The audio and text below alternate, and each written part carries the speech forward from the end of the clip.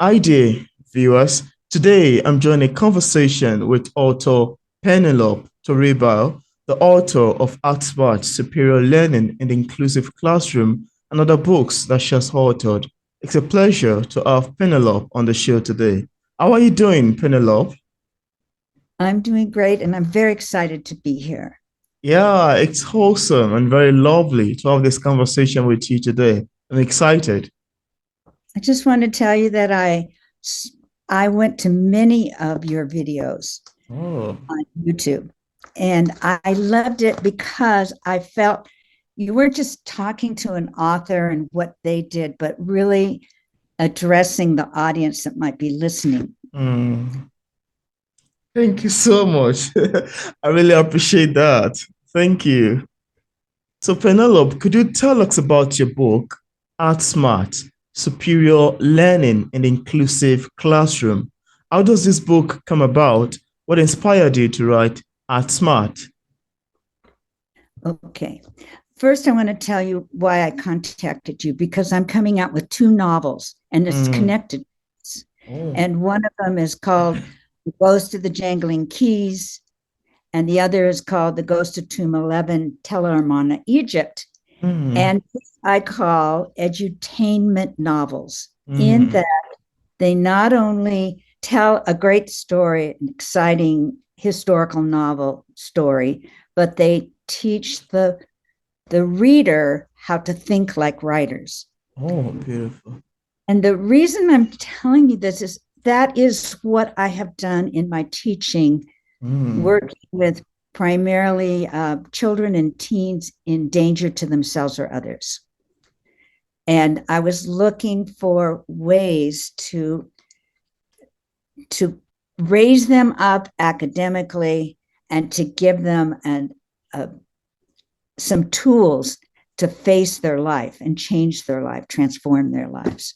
Mm. So, a teacher, I have a degree, credentials in English, in communication arts, in special ed, and a master's in that focuses in on behavior transformation. Wow. So the reason I think it's very important now is that it's this one is called Art Smart Superior Learning in the Inclusive Classroom. And Oh, I love it. what Beautiful. that means is what that means is the kids in your class, the students in your class may be not too high in academics. And Mm. then you could have the little geniuses, or you can Yeah, have the middle. And teachers are kind of going crazy because absolutely. they don't know how to teach. And Mm. I have done this when you're working with behavior transformation Mm. or kids with serious behavioral problems, you're going to have the same thing. Kids that are very, students are very low and students that are very high. And Yeah. how do you teach them? So that's what this book is. But I wanted to start with a quick reading. It's only a few seconds of a 12-year-old girl, and she is writing about her goals. I would like to be a secretary on a travel boat.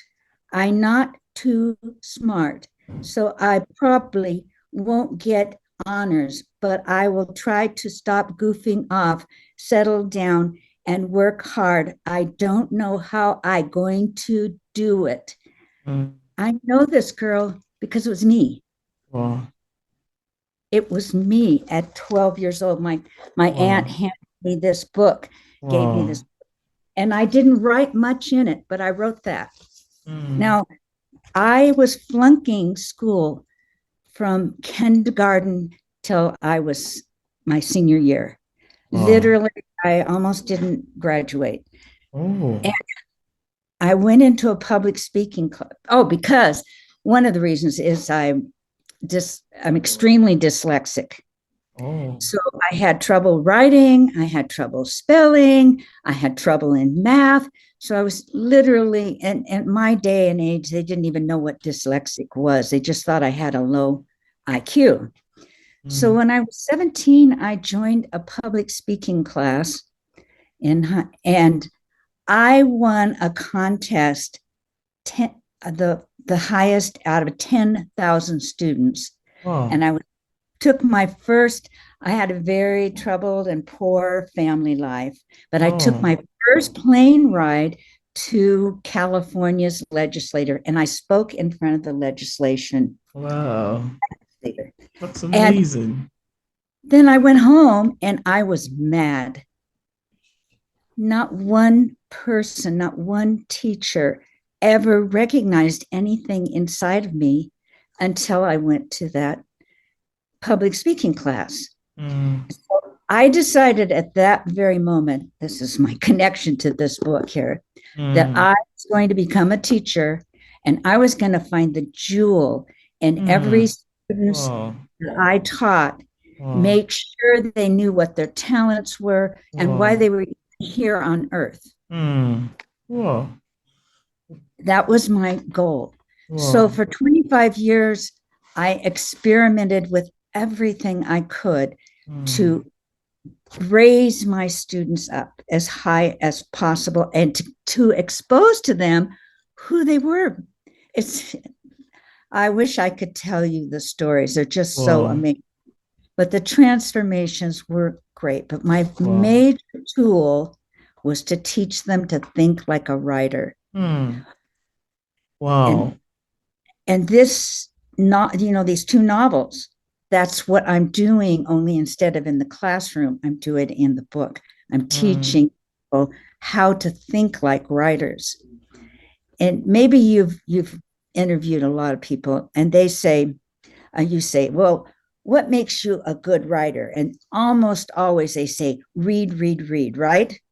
yeah, absolutely. Well, my grandmother read, my sister read, my aunts read, my that didn't make them a writer. Wow. Thousands of books. It didn't make Yeah. them a writer. Mm, And the reason why is they didn't know how to think like a writer. mm, They, wow. if you don't know how to think like a writer, you can't even read like a writer. You're reading for a story, but you don't know how it's being presented to you. Is that correct? Absolutely. I can relate to that. Very Yes. correct. I love the fact that you read so many books. I believe me, I I really do have admiration for you. And but reading without knowing how to read does not make Mm, you a writer. absolutely. Wow. No matter what those writers say. So so anyway, the main part of, well, there's several things, but in this book, which is kind of a long, Art Mm, Smart, the first thing that I need to do is to teach us, or is to help a student see themselves as a character, to see who they are, to see how they learn, to see how they think, to see what they value. And so the very first character that you learn when you're thinking like a writer is who you are, who you are as a character. And mm, then go on and identify what other characters are if you're going to write. Correct. wow. It's quite amazing. I love the sound of your book. I love the mission you have towards it. And I love the fact that you're trying to help kids think creatively, think like a writer, and spot out the talent that they have. That's quite amazing and that's quite lovely to I to know. Now, think you also have another book titled Directive Drawing for Diagnosis, Intervention, and Development. For readers who haven't read the book yet, and without giving much information away, could you have a sneak of what I'd expect picking up the book? yes. Now that book, that particular book is to use. I couldn't draw. When I was 30, I had to ask my husband to draw a stick dog because I was teaching.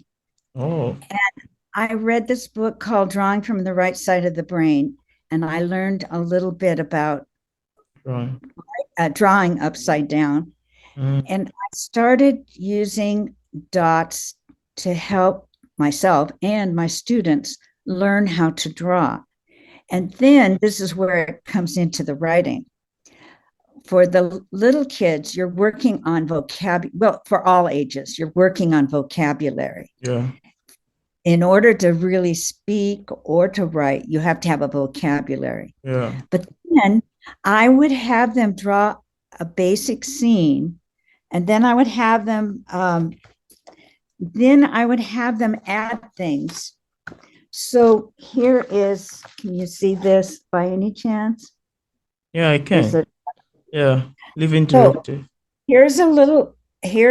they've been directed to draw, everyone, but this is what happened out of it, because when I was a kid and they'd say, you have to write 100-word essay, I was completely over my head. Spelling, grammar, everything. Mm. And so I would say today I was very, very, very, very, very, very, very happy. Okay, I got a lot of words out of it, right? And I would do that. I would repeat these words because I didn't know what I was doing. So here's a kid's drawing. So I'd say, well, now we're going to you can add things. So instead of that, this is a child that can barely draw and can barely write. And they wrote this: the sun was hot, shining yellow. A tiger sat under a shaggy, shady palm tree. By the left of his paw was a large, smooth gray rock. Above the tiger's head fluttered a wonderful pink and purple butterfly. The tiger shook his head and roared, "What a great day to be a tiger." Wow. So this is a child that wasn't writing, and by using this drawing, which has concrete images in it, their writing became more concrete, more Vivid. picturesque. Absolutely. So that book has a lot of other advantages to it.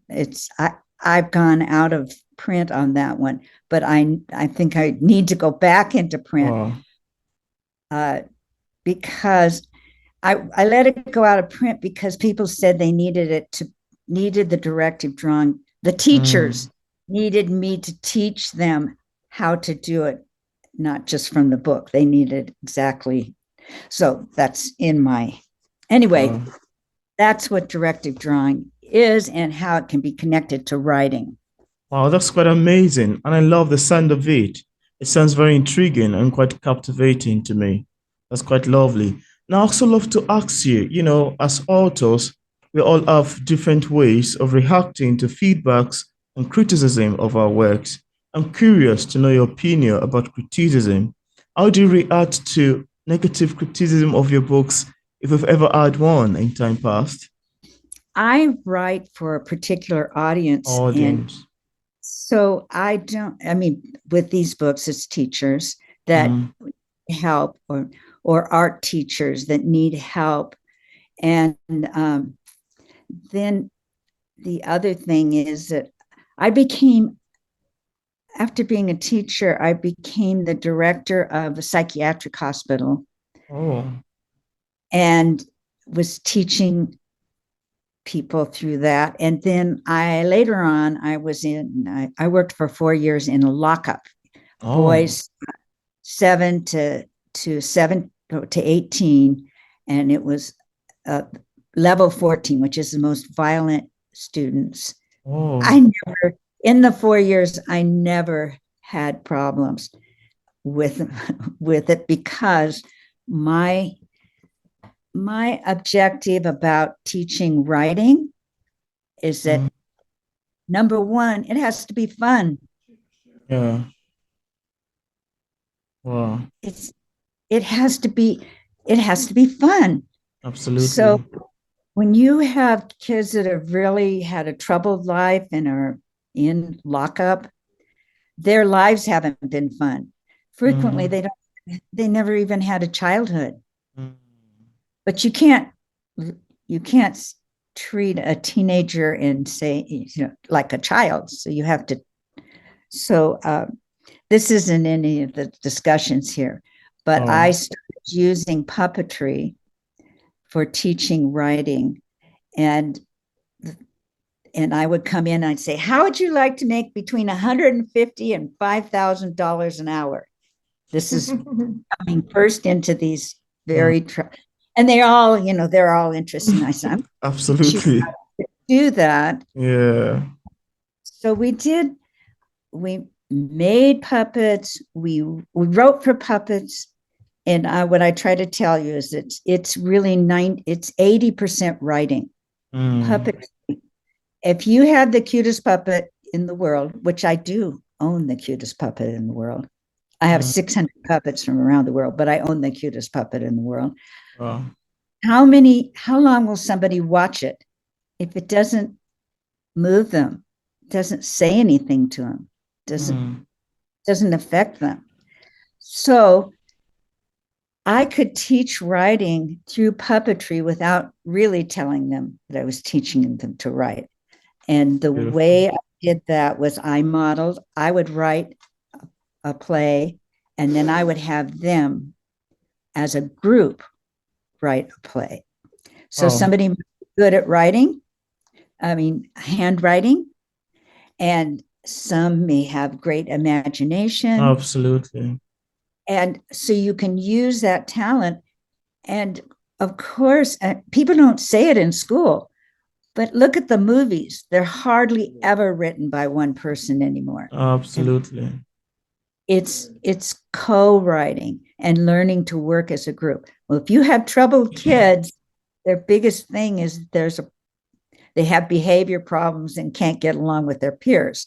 So if you can get them in working together on a positive uh, project, then you're going to make transformations in those students.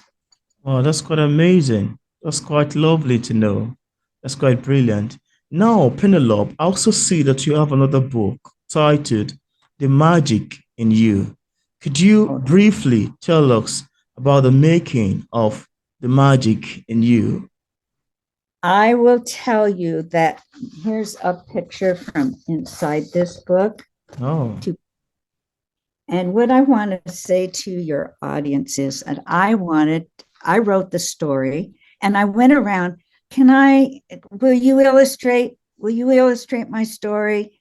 And they, you know what they said? They said, oh, well, all the publishers want to select who they use. So I'm not going to illustrate it. wow. Well, I'm a photographer. I took Photoshop and I turned my photos Wow. into pictures. So I have my grandchildren here. I Oh, have my friend lift it up a here. bit. Lift it up a bit. I have my Uh-huh, friend great. here. I Wow. have my aunt I have my daughter. I went on have the neighbor. I was looking for a cat that had real sharp teeth, and there was a Oh, feral cat, and it took me a month to get that cat so I could take a picture of him with these oh, the because canine. Yeah, in yeah the the canine. story is this boy comes out and he thinks that the cat ate the fairy, the magic in you. But the overall theme and the one that I used in my teaching was, these are troubled kids, really troubled. Oh, Um, I wanted him to learn to love the earth because you couldn't get them to love me first or to love their peers or even to love themselves first. They mm, had to learn first how to love the earth. So this book and a book called Einstein in My Garden, Photos and Reflections on Bugs is that's, about looking closely and learning to love the earth. And this mm, story says from vacant lot to community garden. So this boy who doesn't want to work he meets a fairy, and the fairy convinces him to Wow. make his garden and work really hard. And she didn't do anything but fly around. And at Wow. the end, all the people, he was a poor, living in a poor apartment building. All the people in the apartment building put one one plant into this community garden, just one Mm, plant. And then he would put a popsicle stick with the name of their apartment on it. mm. So it's just a matter of the fact that he learned to love the earth. He learned that he could change it and make it better, and that he could bring people together to do the same thing. That's great. That's quite lovely to know. I love the sound of the magic in you. Now, I also want to ask you, apart from the books we've mentioned so far, do you have any other works you've authored or maybe currently working on? Uh, well, I'm working on those, publishing those two novels. And I Yeah. do have a comment about, you were saying what kind of suggestions you should make. Well, I decided to come out with two books at the same time. One has 80 chapters and one has 51 chapters. Wow. And here's what I want to say. If you're going to self-publish and you go with a company, you, whoever they assign to you as your publishing agent, Mm, you need to find out how many books they've done before, what their philosophy. You have to interview them. You paid it. I yeah. paid it. Yeah. You know, I paid $2,300. That's, I guess you could say that's not a whole lot, but they're just setting it up. They're just formatting it. Mm, And I did not interview the agent, and that has not worked out well for me. wow. And so I'm waiting for my second book, the Egyptian book, to come out. But first I have to get through this Mm, other person. So I'm just saying that if you're asking them to help you, but you're paying for it, you need to ask who you're really working with, and not just, you absolutely. know, not just uh yes, I'm a publishing agent. You need to say, I want to see something. I want to Yeah. see something that you did. Samples. Yeah. So that's my advice, if you want any advice. And I'm still in the middle of that. So Oh, that's yeah. great. That's quite amazing and quite lovely. And I'm also curious to know if you experience any challenges while writing your books. If there is any, could you share with us what challenge it is and how you ultimately overcame it? Well, 80 chapters. I made a terrible mistake in writing Oh, 80 chapters. In oh, that I I wrote the most exciting chapters separate from, instead of writing from beginning to end, I oh, wrote the most exciting chapters because that was the most fun, right? oh, But then you have to put them together. And that was, I decided that I would not do that oh. format anymore. So if maybe nobody else thinks, maybe only people with dyslexia think, I'll just do the exciting chapters first. So then when you have Well, 80 chapters, you have 800 pages, and mm, you're trying to make them into a logical reading order, you have a little bit of challenge. But I used, so at the last minute I used Scrivener. Do you know Scrivener? no.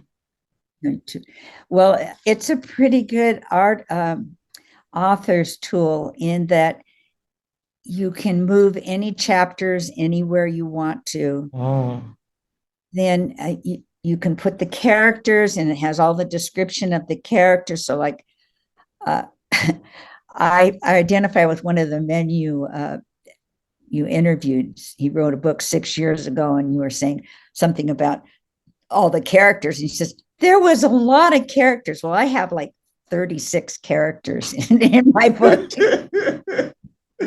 I remember. I went, 36. I mean, of course, my book is Steve Bellinger. format. It's still new, but I Yeah. have a lot of, and some of them have Egyptian names, they're Egyptian names. So Scrivener was really a lifesaver for me. And at the end, you can then put it out as a document, as a Word document. Yeah. Now, anybody that's written with Word document knows that long books, it's very hard to work with long books. You can't move, you just can't move around like you need to. So this puts them in any order. It's really a good program, Scrivener. That's Wow. one of my. Oh, that's beautiful to know about that. And thanks for mentioning and introducing us to it as well. Now, I would love to ask you, is there anything that you would love to share with the viewers about your books that we couldn't mention in this interview and you'd love the viewers to know? Yes. On my first book, that goes to the Jangling Keys, I wrote it out loud on a trip. We had our kids with us, and we were walking all the time, and we were hungry half the time. Oh. And I saw this school. I saw this wall, and it had barbed wire all around it. So we held the kids up and said, "What are you seeing?" And they described it, and I said, "Well, that's a boys' boarding school." Well, I didn't know. I didn't know if it was, but I made this very exciting story, and it was oral. And that's one of the things that I teach my students in thinking like a writer. You can do it orally. In fact, as you know, most of the very earliest writings, the Mahabharata, the Ramayana, all of these things were oral stories. They weren't written down till sometimes 1,000 years afterwards. So they were passed down like that. So that story is an oral story, and I teach that when I'm working with students. Go ahead, do the oral story. Then you can always get an editor. You can always get nowadays it's much easier because we have speech to text. Absolutely.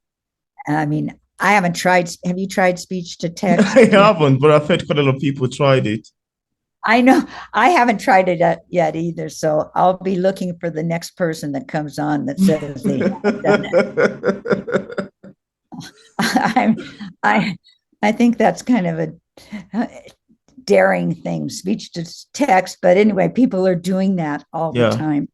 And I would tell them, either tell a peer to write it, or tell your parents, or even come up and tell your teacher. If you don't know how to write, that doesn't stop you from writing, thinking like a writer. And the thing is that I spent 3 months going all over India teaching teachers how to teach with minimum supplies.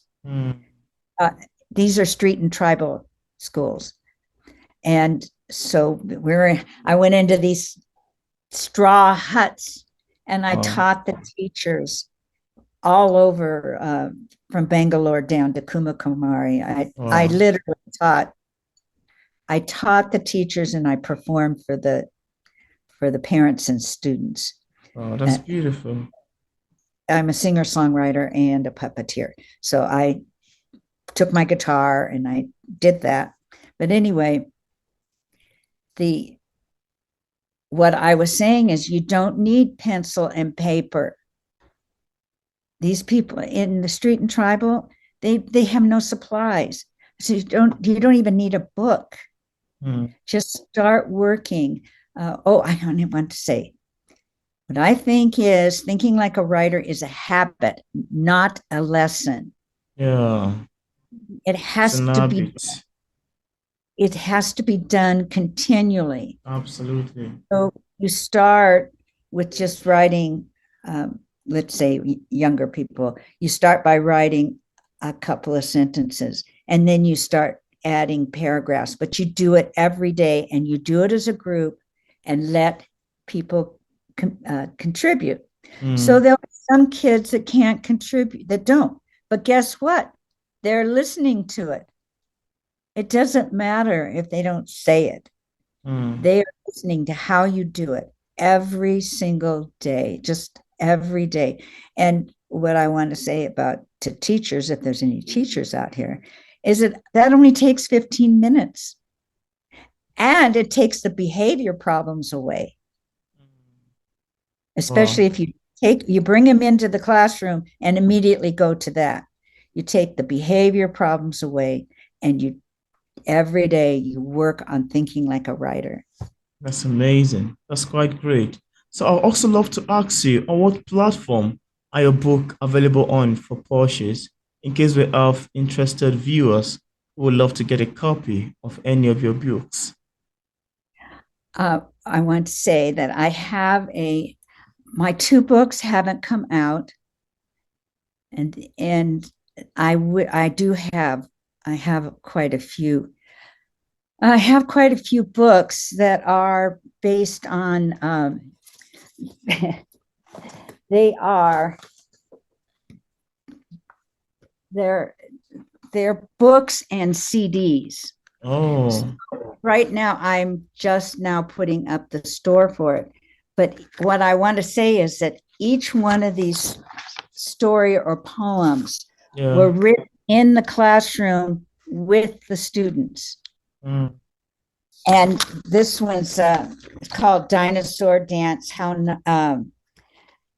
Not to Become Extinct. And then there's the rainforest ecological. And then there's Under the Blue Sea, which is ocean ecological. And then there's Out in Outer Space, which is an outer space ecological, because we're throwing metal into our space. What is the consequence? We don't even know what the consequences of that is. But fun songs, not serious songs, but fun songs, but they bring attention to the thing. Anyway, I will have that on One World Education.com. One World Education.com. That's great. And I left a link in the description part of this interview to the website and also the platform where viewers can get a copy of Penelope Torribio's book. And it will be exciting also to have her back on the show once the other ones are finally published. And I'll also attach a link down there. So thank you so much, Penelope, for accepting the invitation to be featured on P English Literature. It's a pleasure having you on the show. Thank you so much. Yeah, it's my joy.